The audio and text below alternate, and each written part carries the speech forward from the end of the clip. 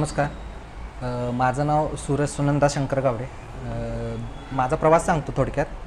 2018ला माझी डिग्री झाली, पण माझा अभ्यासाचा प्रवास त्याच्या आधी सुरू झाला होता. आणि ज्या व्यक्तीपासून तो प्रवास सुरू झाला होता त्या व्यक्तीला पण हे माहीत नसेल, ते हे सर आहेत. कारण सर स्पॉटलाईट अकॅडमी किंवा स्पॉटलाईट यूट्यूब चॅनलची सुरुवात झाली होती. मग तिथून तो सरांचा प्रवास सुरू झालेला आहे. लिहून आम्हाला शिकवायचे ते यूट्यूब चॅनलवर. ते आता इथंपर्यंत आलेलं आहे. एकदम छान वाटतंय. म्हणजे सरांकडे मी 2-3दा येऊन गेलेलो आहे. सरांना पण ह्या गोष्टी सांगितल्या आहेत की सर असं असं तुमच्यामुळं मी इथंपर्यंत आलो किंवा माझी सुरुवात अशी झाली. तर सर्वप्रथम मी सरांना म्हणजे जाऊ दे, ठीक आहे. मग मी 2018ला माझी जशी डिग्री झाली, मी UPSCचा अटेम्प्ट सुरू केला. पहिला माझा अटेम्प्ट फेल झाला, म्हणजे मी प्री देऊ शकलो नाही व्यवस्थित, फेल झालो मी. 2019ला मी ते CAPFची एक्झाम असते, CAPF UPSC, ती एक्झाम मी क्लिअर, ते 19ची नाही झाली. 20ला आणि 21ला मी क्लिअर झालो. पण इंटरव्ह्यूला गेलो आणि माझं इंटरव्ह्यूला म्हणजे कमी मार्क्स आले. मला असं होप्स होतं की मी जवळजवळ 20 किलो वजन कमी केलं होतं फिजिकलसाठी.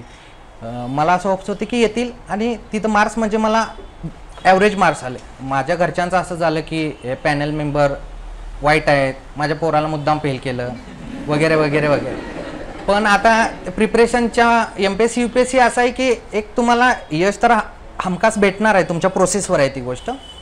पण एक मॅच्युरिटी इतकी देऊन देते की जो कष्ट करतो त्याला फळ 100% भेटणार आहे. जो कष्ट नाही करत तो टाईम घालवणार आहे आणि निघून जाणार आहे इथून. जर आपल्याला कष्ट किंवा फळ भेटायचं आहे, फळ पाहिजे, तर कष्ट मस्ट आहे. याच्यासोबत मग मी 2दा माझं सिलेक्शन नाही झाल्यानंतर मी आज 13 ऑक्टोबर 2021ला MPSC करायला आलो. त्याच्यामागे एक सर होते आमचे, त्यांनी मला पुश केलं की तू जा आणि तिथं चांगलं होईल तुझं. मग मी आज बरोबर काल रिझल्ट लागला 30 ऑक्टोबर, म्हणजे जवळजवळ अराऊंड 4 वर्ष झाले. या 4 वर्षात माझा बेस इतका चांगला होता की मी एकही प्री माझी कुठं हुकली नाही. मग याच्याचमुळं असं झालं की माझ्या घरच्यांनी मला पाठिंबा देत गेलो. घरच्यांचा पाठिंबा इतका चांगला होता की त्याच्यामुळं म्हणजे असं झालं की माझ्या बारक्या भावाचं पण लग्न झालं, त्याला मुलगा पण झाला. माझं कंटिन्यू सुरू होतं. मग घरी गेल्यानंतर एका टाईमनंतर वडिलांनी सोडून दिलं की वडिलांचा विश्वास होता की करतोय पोरग, होईल, पुढं होईल, की कुठंतरी येतोय इंटरव्ह्यूला थांबतोय, कुठंतरी येतोय मेन्सलाच थांबतोय, प्री होत आहेत, पण कुठं चुकतं हे नेमकं कळत नव्हतं. 4 झाल्या. 2022ला अटेम्प्ट संपले होते. नशिबानं 2 अटेम्प्ट वाढवून भेटले.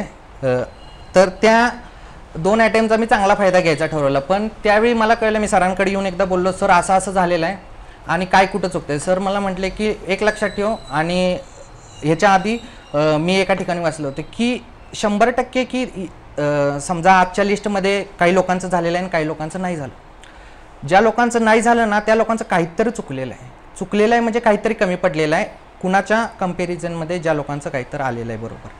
तर मग कष्ट असेल, काही लक पण फॅक्टर असते, कष्ट आहे, किंवा तुम्ही ते पेपर किंवा ती एक्झामची ॲनालिसिस करायला चुकलेलं आहे. प्रत्येक एक्झाम वेगळी असते, प्रत्येक एक्झामचं ॲनालिसिस करणं खूप गरजेचं आहे.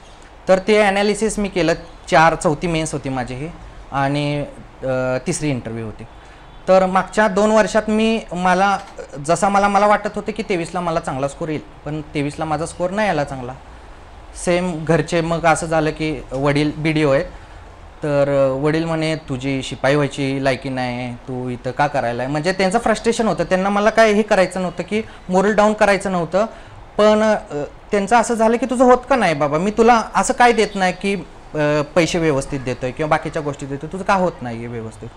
तर मी त्या गोष्टीवर रेट्रोस्पेक्ट ॲनालिसिस केलं. काय काय गोष्टी माझ्या चुकत होत्या. पहिली गोष्ट म्हणजे डिसिप्लिन माझं असं होतं की एक इगो असतो माहिती आहे की माझं ना होते प्री माझी निघून जायची. मी बोललो जसं प्री निघून जायची, म्हणजे मला असं होतं की मी आत्ता जरी जाऊन बसलो तरी प्री निघून जायची. 2021-22ला तर असं झालेलं आहे, ऑगस्ट महिन्यात प्री होती, नाचायचा शौक होता.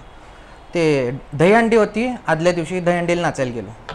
प्री तर निघली, मेन्सला फटका बसला बरोबर, कारण बसणारच होता. मग अशा गोष्टी झाल्या. मग मला कळलं की हा मस्ती मात सोडून द्यायला लागेल तर कुठेतरी रिझल्टमध्ये येईल. मग त्या गोष्टीवर काम करायला सुरू केले. पहिली गोष्ट डिसिप्लिन, जसं वैभव सर बोलले तसं सकाळी लवकर जायचं, तसं रोजचं एक शेड्यूल बनवलं की या टाईमला जायचं, या टाईमला असंच करायचं. स्टॉपवॉच आणलं, रोज 8 तासाचं इफेक्टिव्ह अभ्यासाचं शेड्यूल बनवलं. रोज 8 तास अभ्यास झालाच पाहिजे, कारण की आपलं शेड्यूल असं आहे की 8 तास इफेक्टिव्ह अभ्यास करायला तुम्हाला 12-13 तास बसायला लागतं. आणि जर एक दिवस जरी 7 तास अभ्यास झाला ना, तो 8 तास उद्या भरून काढणं म्हणजे खूप मोठं टास्क असायचं माझ्यासाठी. मग ते आज 8 तास होते तर उद्या पण 8 तास, तेव्हा परवा पण 8 तास, असं 8 तासाचं. मग एक दिवस नाही व्हायचं, एक ठरवून घेतलं होतं की आठवड्यातनं एक दिवस असा ठेवायचा की 5 तास अभ्यास झाला पाहिजे. मग नंतर असं व्हायला लागलं की शेड्यूल बसत गेलं, कॉन्फिडन्स वाढत गेला, टी सिरीजला मार्क्स येत गेले. काय वाटलं तर सरांशी येऊन बोलायचो, मॅडमशी येऊन बोलायचो, घरच्यांशी बोलायचो की काय होतंय काय, त्याच्यावर ॲनालिसिस करत गेलो. आणि दुसरी गोष्ट म्हणजे की तुमच्या चुका तुम्हाला कळणे खूप गरजेचं आहे. तुम्ही त्याच्यामध्ये इम्प्रूव्हमेंट तेव्हाच कराल की तुम्हाला ती कळते की ती तुमची चूक झालेली आहे. त्याच्यासाठी तुमचे विवेकबुद्धी जागरूक असणं खूप गरजेचं आहे. जी विवेकबुद्धी जागरूक असेल, जास्त मस्ती नाही केली तर त्या चुका कळणे आणि त्याच्यावर काम करणे ह्या गोष्टी होत जातात. आणि त्याच्यातून मग बाकीच्या गोष्टी मग मॅचअप होत गेल्या, जागा आल्या किंवा स्कोर वाढत गेला, टेस्ट सिरीजला अभ्यास वाढत गेला, मग अभ्यास वाढला की आवाका वाढत गेला, अशा गोष्टी झाल्या. आणि त्याच्यानंतर मला मेन्सला पण स्कोअर खूप चांगला आला. ॲडिशन इतकी काय चांगली नाही झाली, 107 ॲडिशन झाली. आणि आत्ता 2024ला कालच्या याच्यामध्ये माझा 41वा रँक आला. तर काल ज्यावेळी घरच्यांना मी कॉल केला तर असं झालं की मी आणि वैभव सर काल आम्ही रिझल्ट होता ओंकारेश्वरच्या मंदिरात गेलो, आजच्या गाभाऱ्यात बसलो आणि ध्यानधारणा सुरू केली आम्ही. मग असं झालं की त्याला पण सगळा प्रवास आठवला. तो तेच बोलला की बॅग घेऊन आलो मी पुण्यात स्टँडला स्वारगेटला आणि रूम शोधतोय. तो त्याचा प्रवास डोक्यात घोळायला लागला, मी माझा प्रवास घोळायला लागलो. असं झालं की माझा प्रवास संपला, याचा प्रवास चालूच होता. मी दोनदा खोकलो की वैभव भास्कर आता भास्कर. थोड्या वेळानं आमचा एक मित्र आला, तो थोडा वेळ थांबला, तो आळंदीलाच निघून गेला. म्हणजे अशा गोष्टी झाल्या. नशीब असं झालं की झाल्यानंतर माझं नाव बघितलं, मी वैभवचं नाव बघितलं, चांगलं झालं. त्यानंतर आम्ही रात्री 3च्या आसपास बोललो.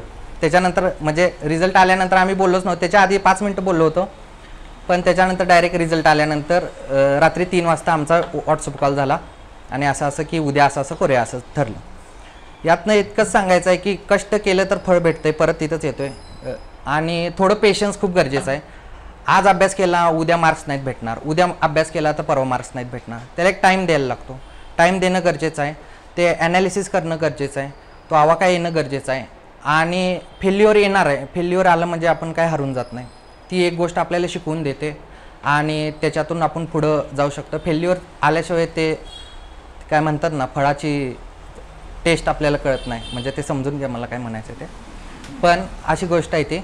त्यामुळं याचा अर्थ असा नाही की फेल्युअर उगाच ओढवून घ्यायचं, कष्ट करत राहायचं. हे part and parcel of life आहे.